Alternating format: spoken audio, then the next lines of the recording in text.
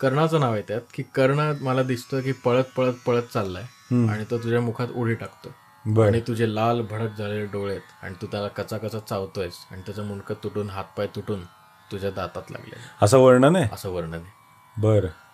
तो एक शास्त्रज्ञ आहे कार्ल सेगन म्हणून. हो हो हो. त्याचं एक खूप फेमस वाक्य आहे, पेल ब्ल्यू डॉट. एका टेलिस्कोपमधनं जेव्हा त्यांनी पहिल्यांदा आपलं सोलार सिस्टीम बघितली, की हे इतर ग्रह, सूर्य, या सूर्यमालेत पृथ्वी केवढीशी आहे, एक छोटासा पेल ब्ल्यू डॉट आहे. तुमचे सगळे इगोज, तुमचे प्रॉब्लेम्स, तुमची दुःख ही या छोट्याशा एका बिंदूत आहेत. बरीच जण असेही म्हणतात की पृथ्वीचे जे ऍक्सिस आहे ना त्याला मेरू म्हणतात. ते म्हणतात की शस्त्रधाऱ्यांमध्ये मी राम आहे.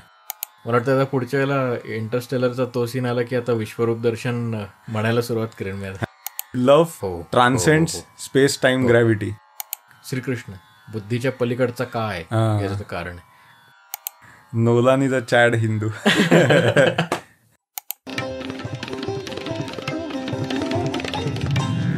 आनो भद्राः क्रतवो यन्तु विश्वतः.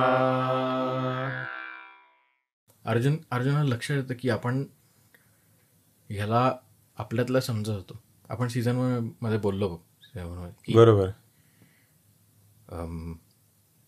मी याला मित्र समजत होतो, मी याला दूरचा नातेवाईक समजत होतो, मी याला हा समजत होतो, तो समजत होतो, पण हा काहीतरी निराळा आहे, हा काहीतरी वेगळा आहे. तर तो विचारतो त्याला, तू कोण आहेस नक्की, तू काय आहेस. तर तो सांगायला सुरुवात करतो की मग तो उदाहरण असं देतो, दृष्टांत असा देतो, म्हणजे मेटाफॉर, की जगात जे जे उत्तम वस्तू आहेत किंवा जे जे वस्तू आहेत त्यांच्यातला उत्तमातला उत्तम मी आहे. पर्वतांमधला मी मेरू आहे. मासांमधला म्हणजे महिन्यांमधला मी मार्गशीर्ष महिना आहे. ऋतूंमधला मी वसंत ऋतू आहे. सुंदर असतो वसंत ऋतू. मार्गशीर्षाचं तुला काही आयडिया आहे का? की माझं त्याच्यावरती चिंतन चाललंय. बर. अजूनपर्यंत नीट कळलं. बर. पण बाकी जर तू बघितलं तर मेरू पर्वत हा जो आहे आपल्या सगळ्या पुराणांमध्ये आणि इतिहास ग्रंथांमध्ये त्याचं महत्व आलेलं आहे. मेरू की याच्याहून मोठा नाही, याच्याहून अचल नाही, याच्याहून विशाल पर्वत नाही. बर. तर बरीच जण असेही म्हणतात की पृथ्वीची जे ऍक्सिस आहे ना त्याला मेरू म्हणतात. अच्छा. आणि ते जे घुसळण झाली, हो, समुद्र मंथन, ती मेरूला पकडूनच झाली ना. हो हो. ओके. तर पर्वतांमधला मी मेरू आहे म्हणजे अर्थात तो इथं पर्वतच म्हणतोय. बरोबर. पण त्याचा दुसरा अर्थही तो सांगितला जो संभव आहे तो. हा. मासांमधला मी मार्गशीर्ष आहे. वसंत ऋतूंमधला मी वसंत आहे. वसंत सारखा सुंदर ऋतू नाही आणि वसंत हा सगळ्या ऋतूंचा बेस आहे खऱ्या अर्थाने बघितलंस तर. अच्छा. तर म्हणजे नवीन पालवी फुटते असं का? हा, अशा अर्थाने. बर. आणि तो सुंदर आहे म्हणजे सौंदर्य सगळ्यात जास्ती उमलून आलेलं आहे. नैसर्गिक सौंदर्य. बर.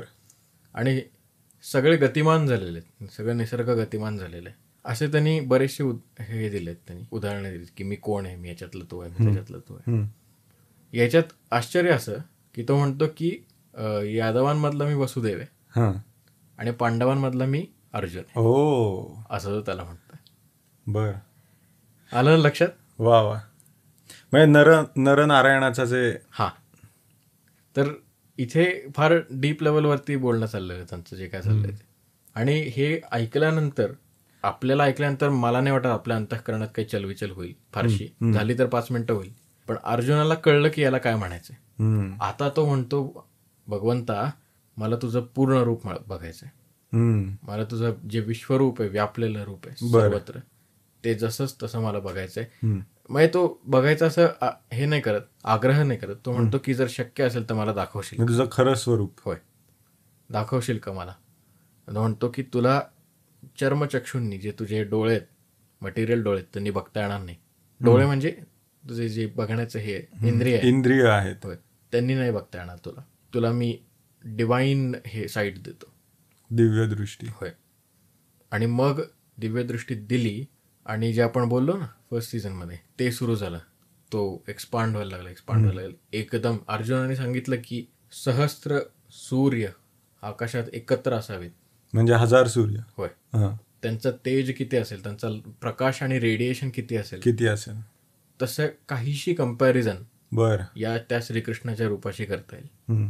इतका प्रकाश आणि इतकं तेज होतं. या श्रीकृष्णाला अनंत हात होते. बर. श्रीकृष्णाचं रूप कुठून संपते, मी जितकं डावीकडे बघत चाललेलो तितकं त्याचं रूप अजून फाकत होतं. जितकं उजवीकडे बघत चाललेलो तिथून मी परत एकदा डावीकडच्याच पॉइंटवरती येऊन थांबत होतो. इन्फायनाईट रूप होतं ते. कुठून संपतंय कुठून सुरू होतंय काही कळायला मार्ग नव्हता. आधी अंत काहीच नाहीये, काही कळत नव्हतं. आणि म्हणजे कळतंय का की हे 3D स्पेसमध्ये दाखवणार का नाहीये हे जे काय चाललंय ते. आणि अनंत हात आहेत, अनंत हातांमध्ये अनंत आयुध धरलेली आहेत. आणि आधी वाचता वाचता आपल्याला कळत नाही अर्जुनाला काय वाटतंय. नंतर तो जेव्हा वर्णन करायला लागतो की तुला अनंत मुख आहेत असं मला दिसतंय, एका मुखामधनं त्यातल्या एका मुखामधनं संपूर्ण सृष्टीची निर्मिती होतीये. बर. असं मला दिसतंय. बर. आणि एका मुखामध्ये ती सृष्टी लय पावते. वा वा वा. तुझ्या अनंत मुखांमधल्या काही मुखांमध्ये मी बघतोय की माझेच भावंड कौरव आणि सगळे हे आरामात पळत पळत जाऊन उड्या मारतायत तुझ्या मुखामध्ये आणि तू कचाकचा त्यांना चावतोयस. अच्छा. आणि त्यांची मुंडकी तुझ्या दातात लागलेली. म्हणजे तू काळ रूप झालाय. हा, तो काळ भैरव झाला थोडक्यात. आणि सगळे प्राणी, सगळे जीव, सगळे योनी त्यांचं निर्माण तू करतोयस, ते लयाला पावतात. निर्माण तू करतोयस, लयाला पावतात. संपूर्ण 5 एलिमेंट्स तुझ्यातनं बाहेर निघतात, तुझ्यात पावतात. म्हणजे सृष्टीची उत्पत्ती आणि त्याचा विनाश ही जी सायकल आहे हे एकाच वेळेला घडतंय सगळं. आणि हे तू जे सांगतोयस मला त्यात हे किती इंटरेस्टिंग वाटतंय की सध्या मॉडर्न सायन्स जे म्हणतं की टाइम ॲरोसारखा आहे, तो युनिडिरेक्शनल आहे, तो मागे नाही जाऊ शकत. इथं पॉइंट आहे आणि समोर टोक आहे ॲरोसारखं, आणि तो निघालाय आणि तो सरळ जातोय, लिनियर आहे वेळ. पण आपलं शास्त्र म्हणतंय की टाइम हे सायक्लिक आहे. ऑलवेज. म्हणजे इथं उत्पत्ती पण होती आणि इथं विनाशही होतोय एकाच वेळेला. ही गोल आहे हे म्हणजे. आणि मला आश्चर्य काय वाटलं वाचताना की सगळे कौरव आणि त्यात कर्णाचं नाव आहे, म्हणजे शत्रू थोडक्यात. कर्णाचं नाव आहे त्यात, की कर्ण मला दिसतोय की पळत पळत पळत चाललाय आणि तो तुझ्या मुखात उडी टाकतोय. आणि तुझे लाल भडक झालेले डोळे आहेत आणि तू त्याला कचा कचा चावतोयस आणि त्याचं मुंडकं तुटून, हातपाय तुटून तुझ्या दातात लागले. असं वर्णन आहे. असं वर्णन आहे. बर. चक्क असं वर्णन आहे. बर. आता मला सांग, हे बघितल्यानंतर अर्जुनाच्या मनात आपपरभाव कसा राहील, मी आणि तो, शत्रू आणि मित्र, असं कसं राहील जेव्हा तो सगळ्यांना लय आणि जन्म हे सगळं बघतोय. खूपच इंटरेस्टिंग आहे. म्हणजे तो एक शास्त्रज्ञ आहे कार्ल सेगन म्हणून, हो, त्याचं एक खूप फेमस वाक्य आहे पेल ब्ल्यू डॉट, की एका टेलिस्कोपमधनं जेव्हा त्यांनी पहिल्यांदा आपलं सोलार सिस्टीम बघितली की हे इतर ग्रह, सूर्य, या सूर्यमालेत पृथ्वी केवढीशी आहे, एक छोटासा पेल ब्ल्यू डॉट आहे. मग तो म्हणतो की तुमचे सगळे इगोज, तुमचे प्रॉब्लेम्स, तुमची दुःख ही या छोट्याशा त्या स्क्रीनवरच्या एका बिंदूत आहेत. तसं असं अर्जुनाला वाटलं असेल का की ह्या संसारामध्ये, या विश्वब्रह्मांडात मी काय घेऊन बसलोय. होय. त्याला मला वाटतं त्याला हा विचार आणण्याची पण फुरसत नव्हती तेव्हा. तो इतका गर्भगळीत झाला होता. हो, त्याला समजेनाच काय चाललंय. आणि कर्णाचं मुंडकं वगैरे बघितलं रे त्यांनी. आणि आतापर्यंत श्रीकृष्णाचं वर्णन आपण कसं केलं की तो श्यामसुंदर, हे गोड, प्रेमळ. आणि आता हे रूप काळ भैरव रूप. तसं त्यांनी चक्क त्याला विश्वेश्वर म्हणलंय. विश्वरूपाचं तो जेव्हा वर्णन करतोय तेव्हा त्याला विश्वेश्वर म्हणलं. विश्वेश्वर ऍक्च्युली महादेवाचं नाव आहे. हो, बर. किती इंटरेस्टिंग, केवढं इंटरेस्टिंग आहे. म्हणजे त्याचं संहारक रूपाला पण त्यांनी त्यात पाहिलंय. त्यांनी सगळ्या देवांना सुद्धा, देवांची रचना सुद्धा पाहिली आणि देव मरताना सुद्धा पाहिले. बर. तर आणि हे सगळं बघितल्यानंतर त्याला सहन होईना, त्याला सहनच होईना. तो म्हणला आवरून घे बाबा, तुझं रूप आवरून घे, मला सहन होत नाहीये. तो चळाचळा कापायला लागला. होय. त्याला काहीच कळेना त्याला. म्हणजे अँटमॅन बघितलंस ना तू, अर्जुनाची स्थिती काय असेल याचं हे वर्णन असेल. आधी आपण डॉक्टर स्ट्रेंज बद्दल बोललो, त्याला जे काय होतं त्याचं ते. अँटमॅन बघितलंस ना 1.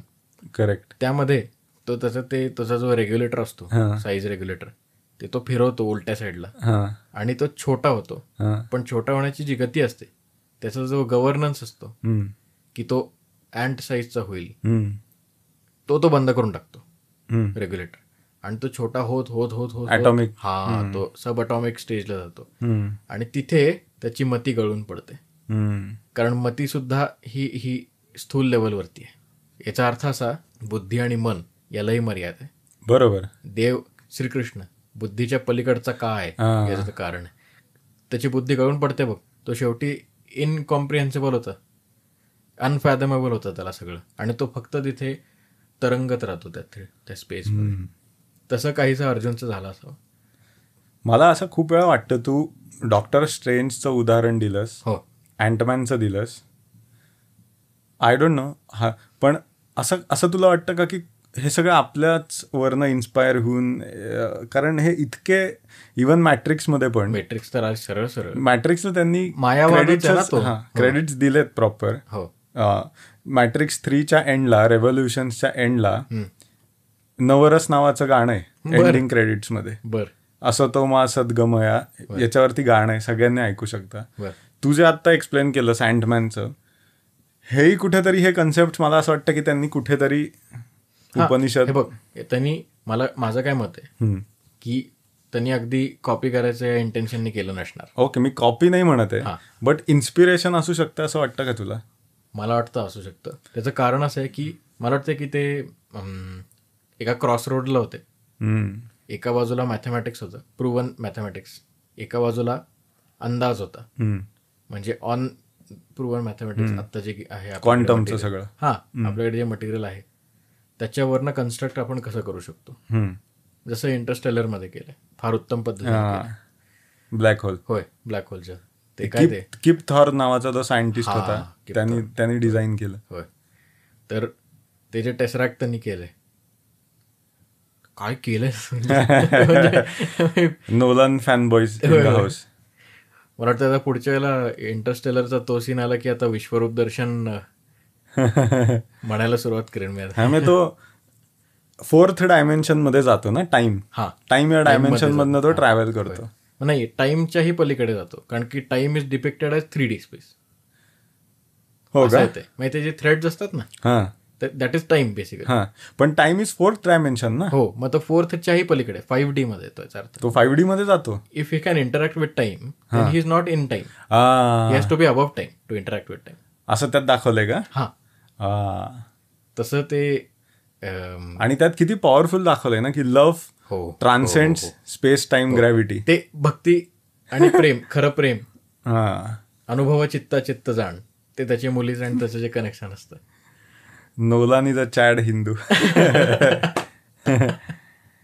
तर तसं ते विश्वरूप दर्शन. मला सांगायचं काय माहिती का, की आपण आपल्या देवाला एक प्रकारचा भाव अटॅच करतो आणि ते बरोबरही आहे, नक्कीच बरोबर आहे, केलाही पाहिजे. पण त्याची व्याप्ती जाणली पाहिजे किंवा जाणून घ्यायचा प्रयत्न केला पाहिजे की तो काय आहे, तो काय आहे. आपण ज्याला वाईट म्हणतो, आपण संहार झाला, काहीतरी झालं, कुठेतरी काही नॅचरल डिझास्टर झाला, त्याला आपण वाईट म्हणतो. आणि बरोबर आहे, आपली रियालिटी चॅलेंज होते, काही लोक मारतात, खरंच ते वाईट असतं, आपल्याला लागतं, खूप लोकांना शॉक बसतो. पण in the grand scheme of things ते काय आहे. अच्छा, राईट. एकीकडे हाच सृजन करतोय, he is creating something, he is eating that all. दोन्ही तोच करतोय एकाच वेळेला. मग हे लक्षात घेतलं, हे जर आपल्या बुद्धीमध्ये स्थिर बसलं, ऍज अ फॅक्ट हे बसलं, कार्यकारण भाव. हा, राईट, कार्यकारण भाव. तर आपण जे बोललो संन्यास, ते, आणि सीझन 1 मध्ये न प्रहृष्येत प्रियम प्राप्यम नोद्विजेत प्राप्यच्या प्रियम. प्रिय वस्तू मिळाली की जो एक्साइट होत नाही, प्रतिकूल वस्तू मिळाली, काही प्रतिकूल सिच्युएशन मध्ये आला तर त्याला वाईट वाटतं.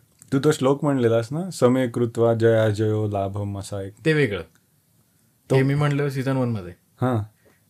न प्रहृष्येत प्रियम प्राप्यम नोद्विजेत प्राप्यच्या प्रियम स्थिर बुद्धीर सम्मूढो ब्रह्मवित ब्रह्मणी स्थित. अच्छा, इथे कनेक्शन आहे तू म्हणलास त्या श्लोकाशी, पण तू म्हणलास तो श्लोक जास्ती स्पेसिफिक्स मध्ये जातो. अच्छा, इथे आवडती गोष्ट मिळाली किंवा आवडत्या सिच्युएशन मध्ये आपण आलो, समजा जर मला उद्या नोलनला भेटायचं असेल तर मला खूप आनंद होईल, किंवा मला जर उद्या समजा माझ्यावरती चुकीचा आळ आला, जेलमध्ये जाण्याची वेळ आली, तर मला दुःख होईल. हे जे आहे प्रिय आणि अप्रिय, अनुकूल प्रतिकूल, हे जे चाललेलं आहे, तर याच्यात जो स्थिर असतो, कारण त्यांनी in the grand scheme of things सगळं जाणून घेतलं. हे सगळं भगवंताचं रूप आहे. हे सगळं चाललंय, मी ग्रँड प्ले मध्ये एक पार्ट प्ले करतो. आणि स्थिर बुद्धी रसमूढ, ह्या स्थिर बुद्धीचा आहे तो खऱ्या अर्थाने सम. बाय द वे, तू मगाशी मला हा मुद्दा म्हणायचा राहून गेला. तू जेव्हा बोलत होतास, तू फ्लो मध्ये होतास म्हणून. श्रीकृष्ण जेव्हा अर्जुनाला वेगवेगळे उदाहरणं देत आहेत की पर्वतांमध्ये मी मेरू आहे, ह्याच्यामध्ये मी हे, त्याच्यात तू हे वाचलंयस का? कारण मी असं वाचलंय कुठल्या तरी पुस्तकात की ते म्हणतात की शस्त्रधाऱ्यांमध्ये मी राम आहे. होय सांगायला विसरलो. पण हा राम म्हणजे मर्यादा पुरुषोत्तम राम नसून हा परशुराम आहे, राईट? थांब, बघून सांगायला पाहिजे. ओके. पण मला वाटतं की परशुराम नाहीये, राम आहे, दाशरथी राम आहे. अच्छा. त्याचं कारण असं की, म्हणजे नीट बघतो, पण एक सहज चिंतन म्हणून मांडायचं झालं. रामाच्या याच्यात आपण त्याची कथा सांगताना आपण सांगूच, पण परशुराम आणि राम यांची एकदा हे झालेली आहे, भेट झालेली आहे. आणि युद्ध झालेलं आहे त्यांच्यामध्ये. युद्ध नाही झालं, पण चॅलेंज केलेलं आणि शाब्दिक चकमक झाली. आणि Parshuram is no joke. Let's be clear, Parshuram is no joke. म्हणजे राम चाललेत, दशरथ हे सगळे चतुरंग दल चाललंय, एक रॅन्डम टॉर्नॅडो येतो, एक वावटळ येतं आणि त्या वावटळातनं थानोस सारखा परशुराम बाहेर येतात आणि म्हणतात की कोण आहे राम, बघू मला जरा. आणि सगळ्यांची फाटलेली आहे, समूळ फाटलेली आहे. आणि तेव्हा रामाला ते चॅलेंज करतात आणि म्हणतात की हे वैष्णव धनुष्य माझं, त्याला ते उचलून दाखव आणि प्रत्यंच्या लावून दाखव, मग मी म्हणेन तू माझ्या योग्यतेच. इतकं हे होतं ते. आणि त्या 15 वर्षाच्या 16 वर्षाच्या रामाने ते उचललं आणि ते वाकवलं आणि त्याला प्रत्यंच्या चढवली. तेव्हा परशुराम त्यांना कौतुक वाटलं. अच्छा, वा. म्हणजे जस्ट सांगायचं म्हणून की का श्रीकृष्ण म्हणला असेल की शस्त्रधाऱ्यांमध्ये मी सर्वोत्तम राम. अच्छा, राम म्हणजे मर्यादा पुरुषोत्तम श्रीराम. तर याचं कारण हे असू शकतं. आणि राम आणि कृष्ण यांचं स्थान वर काय, तर आपला स्वराज्याचा जो राजा, पहिला शककर्ता राजा झाला, त्याचं इन्स्पिरेशन ते दोघं आहेत. बरोबर. काहीतरी असतील की नाही यांच्यामध्ये, काहीतरी असेल नाही की यांना मोटिवेशन मिळतं एवढं. ऑफकोर्स. आणि मोटिवेशन कुठल्या स्थितीत, सगळे पाचशे आहेत, निजाम, कुतुब, हे ते, विजापूरचा आदिलशाह, हे ते, या सगळ्यांच्या मध्ये आपलं काहीही नाहीये, स्वराज्य मानवण्यासारखं काहीही नाहीये. फक्त एक संकल्पना आहे मनात, एक निश्चय आहे. आणि कशाच्या बळावर? श्रीराम आणि श्रीकृष्णाच्या बळावर. परफेक्ट आहे. त्यामुळे ते कुठेतरी आपण तो भगवंत जाणून घेतला पाहिजे असं मला वाटतं. भारतीय इतिहास. होय. आणि समर्थांनी जे कौतुक केलेलं छत्रपतींचं, शिवाजी महाराजांचं, ते हेच केलं ना की सर्वज्ञपणे सुशील सकाळ आठे, हा सर्वज्ञ असं म्हणलं. अच्छा, सुंदर.